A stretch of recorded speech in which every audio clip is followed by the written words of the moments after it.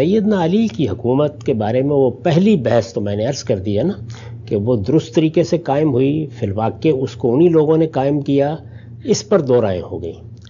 آگے بڑھ کر ایک دوسرا حادثہ یہ ہوا کہ وہ اپنی حکومت کا غلبہ بھی پوری سلطنت میں قائم نہیں کر سکے، اچھا، یعنی تغلب بھی حاصل نہیں ہو سکا۔ اسی چیز کو بعض اوقات اس طرح بیان کیا جاتا ہے کہ وہ خلیفہ راشد بود ولے خلافت وہ منعقد نہ باشد، یعنی اپنی سیرت کے لحاظ سے، اپنے کردار کے لحاظ سے تو وہ ویسے ہی خلیفہ راشد تھے جیسے سیدنا ابو بکر تھے، جیسے سیدنا عمر تھے، لیکن حکومت کا انعقاد نہیں ہو سکا، یعنی اس کی رٹ قائم نہیں ہو سکی، اس کا غلبہ پوری سلطنت میں قائم نہیں ہو سکا۔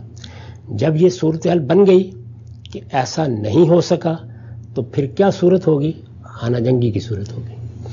اس کو میں نے ایک مرتبہ اس طرح بیان کیا تھا کہ جب کوئی آپ کے پاس دستوری بنیاد نہ ہو، اور وہ نہیں تھی، یعنی کوئی ایسا ایوان نمائندگان، ارباب حل و عقد کی کوئی ایسی جماعت کہ جس کے بارے میں متعین طور پر واضح ہو کہ یہ اور یہ لوگ اس کا حصہ ہیں اور یہ طے ہو کہ فیصلہ انہی کو کرنا ہے، یہ صورت نہیں تھی۔ اور ہم مسلمان اس کے بعد 1000 سال تک بھی اس کا فیصلہ نہیں کر سکے، یعنی یہ ایوان نمائندگان ہم وجود میں نہیں لا سکے، بنو امیہ نہیں لا سکے، بنو عباس نہیں لا سکے، عثمانی نہیں لا سکے، ہم اس کو وجود پذیر نہیں کر سکے۔ اس وقت بھی یہ موجود نہیں تھا۔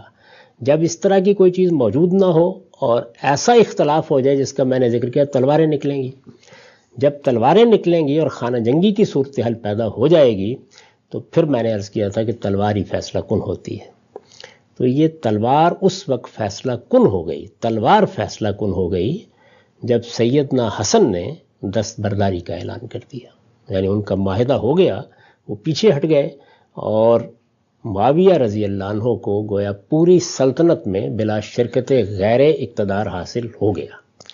یہ جو اقتدار حاصل ہونے کا عمل ہے، اس پر پھر وہ اعتراض قائم ہے، قائم رہے گا کہ یہ اس طریقے کے اوپر حاصل نہیں ہوا جو طریقہ اسلام میں مقرر کیا گیا ہے۔ یعنی وہ طریقہ کیا ہے؟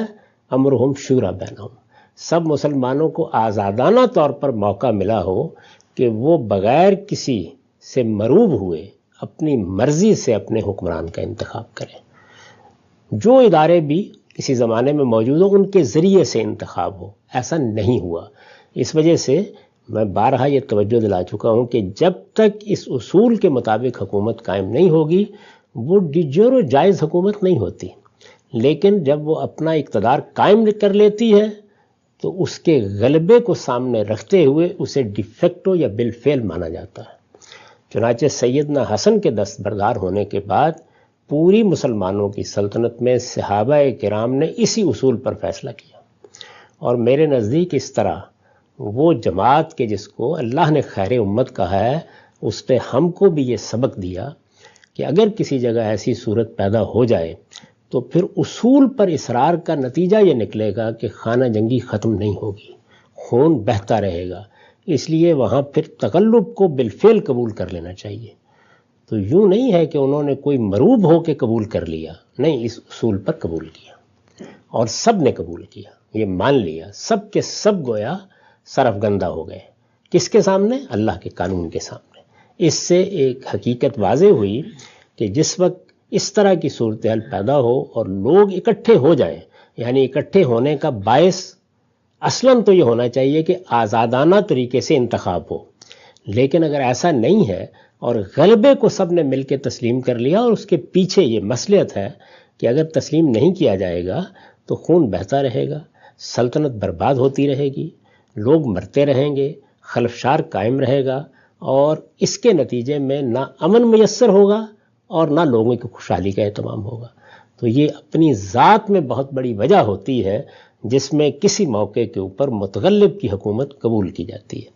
معاویہ رضی اللہ عنہ کی حکومت متغلب کی حکومت تھی، اس اصول پر صحابہ کرام نے اس کو تسلیم کیا۔ یہ بات واضح ہو گئی کہ آپ کے دوسرے سوال کا جواب۔ اگر تلوار کا فیصلہ سیدنا علی کے حق میں ہو جاتا تب آپ کی رائے کیا ہوتی؟ میرے بھائی، میں نے تو سب سے پہلے یہ کہا ہے کہ جب ان کا انتخاب ہو گیا تو اس کے بعد ان کی حکومت اگر اپنا غلبہ قائم کرنے میں کامیاب ہو جاتی تو کون پیچھے رہتا؟ یعنی وہ تو منتخب ہوئے تھے. اس انتخاب کو کوئی دوسرا گروہ مانے یا نہ مانے، لیکن بہرحال لوگوں نے ان کو انتخاب کیا تھا. انہوں نے تلوار کے زور پر حکومت حاصل نہیں کی تھی.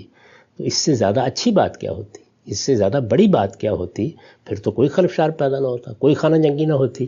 لیکن جب اختلاف کی ابتدا ہو گئی اور تلواریں نکل آئیں اور پھر غلبے کی بنیاد کے اوپر امن قائم کرنا ممکن ہو سکا، تو ایسا ہی ہوا.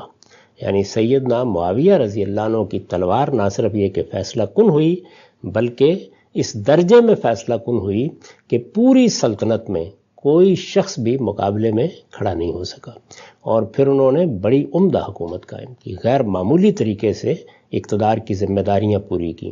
آپ دنیا کی کسی اچھی سے اچھی حکومت سے اس کا مقابلہ کر کے دیکھ لیں، شاید کوئی 1 2 4 واقعات پر آپ تنقید کر سکیں.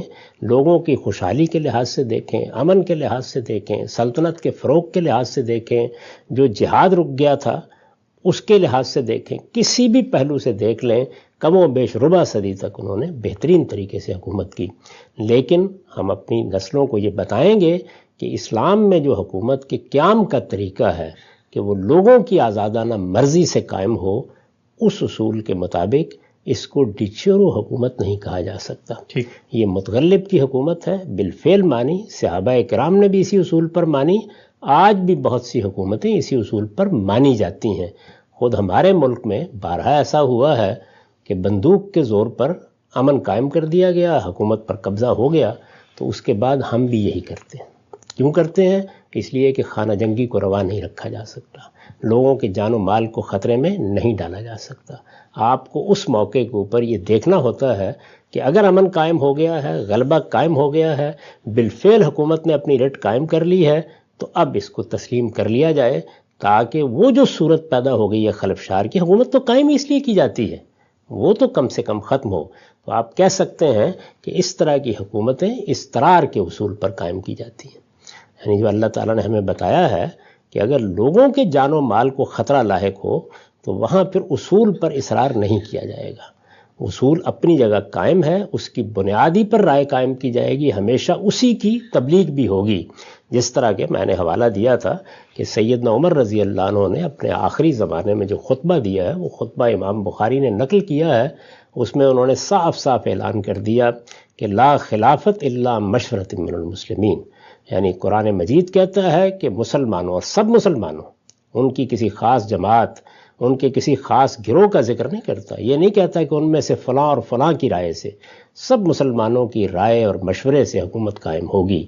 اور انہوں نے کیا کہا؟ لا خلافت الا مشورۃ من المسلمین.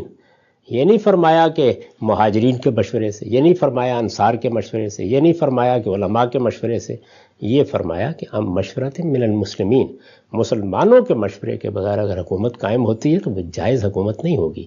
تو حکومت کا جواز وہ تو اسی وقت ہوگا جب کہ وہ لوگوں کی آزادانہ مرضی سے قائم ہو. لیکن اگر کسی موقع پر تلوار نکل آئے اور وہاں کسی کو غلبہ حاصل ہو جائے اور اس کے بعد یہ اندازہ ہو کہ یہ غلبہ اس درجے میں قائم ہو گیا ہے کہ اب کوئی قابل ذکر مخالفت باقی نہیں رہی، لوگوں نے عام طور پر اسے تسلیم کر لیا ہے، تو اس کو متغلب کی حکومت کہا جائے گا. یہ بالفعل مانی جائے گی، اور اس کو ماننا کوئی بری بات نہیں ہے، بلکہ دین کا، ایمان کا تقاضا بھی یہی ہے کہ لوگوں کو خطرے میں نہ ڈالا جائے اور اس طرح کے موقع پر اس کو مان لیا جائے، بالفعل مان لیا جائے، اور تبدیلی کی صحیح ہوتی رہے. تبدیلی سے کیا مراد ہے؟ یعنی یہ کہ اصل اصول کے مطابق حکومت کا کوئی نظم بن سکے. میں یہ عرض کر چکا ہوں کہ وہ ہم مسلمان نہ اس وقت بنا سکے، نہ اس کے بعد 1200 سال تک بنا سکے ہیں. وہ اصل میں اہل مغرب نے بنایا ہے، اور اب ہم اسی کی پیروی کی کوشش کر رہے ہیں مختلف ملکوں میں.